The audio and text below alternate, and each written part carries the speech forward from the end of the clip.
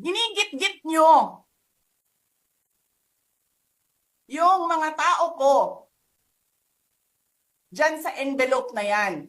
Lisa Marcos, naalala mo? Nagpadala ka sa akin ng video? Sinabihan mo ako saan kukunin ang pera. Pinakita mo ang muka ng tao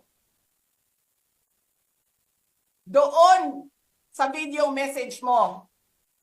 Hi, she's been working with us for the longest time. We trust her. You sent me written instructions about money. Millions a month. Anong nakalagay doon sa envelope? DepEd. Anong ginawa ko?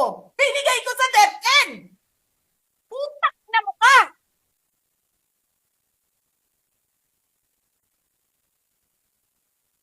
Wala ka ngang posisyon sa gobyerno, namimigay ka ng pera ng gobyerno eh.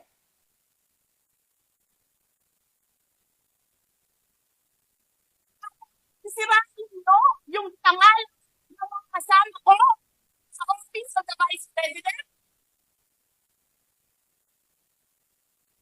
Sasabihin nyo sa mga tao, nakaw yan, confidential funds yan. Niwala nga kayong isang proof na confidential funds yan. Naniwala lang kayo sa isang babae na ang pangalan ay Gloria Mercado na nagsabi confidential funds yan, na hindi nyo nga nilabas na wala pang confidential funds, meron ng white envelope. Kasi 2022 pa lang, tang ina mo ka, may utos na ng pera sa DepEd. Tapos kami yung nagsisinungaling? Nagpipigil ako eh.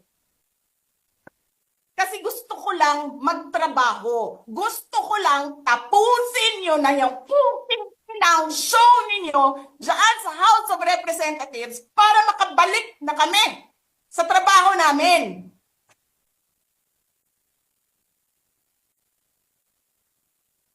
Tapos ganyan ang gagawin ninyo sa amin dahil hindi kami sumusunod sa inyo? Dahil ayaw na namin tumulong sa inyo?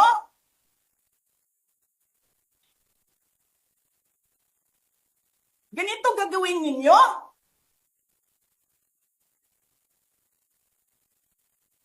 Presidente ka, may speaker ka na involved sa bribery ng Supreme Court justices. May video, may kaso, may witnesses. Hindi mo tinanggal yung speaker mo. Pinabayaan mo siya abusuhin ang pera ng bayan. Paikot-ikot sa buong bansa, namimigay ng pera na para bang kanya yung pera.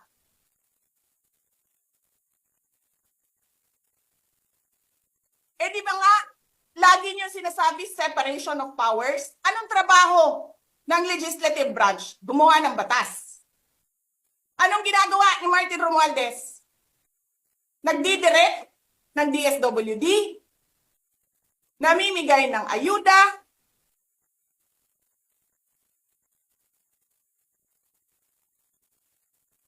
nagsasabi kung anong bibigay, anong ibibigay, anong gagawin, sino ba ang presidente dito?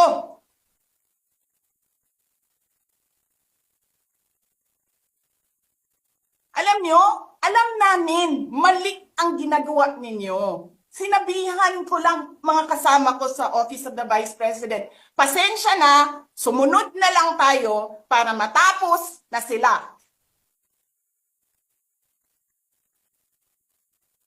Tapos ganito ang gagawin ninyo? Alam namin, walang contemptuous doon sa ginawa ni Yusek Lopez. Wala. Lahat ng tanong, sinagot niya. Pumunta siya. Maayos siya. kumausap?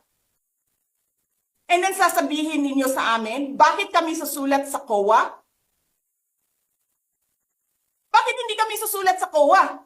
Hindi tapos ang appeal namin. Hindi tapos ang audit namin. Tapos buhag-hag na ninyo tanan ang gisubmit namo sa COA?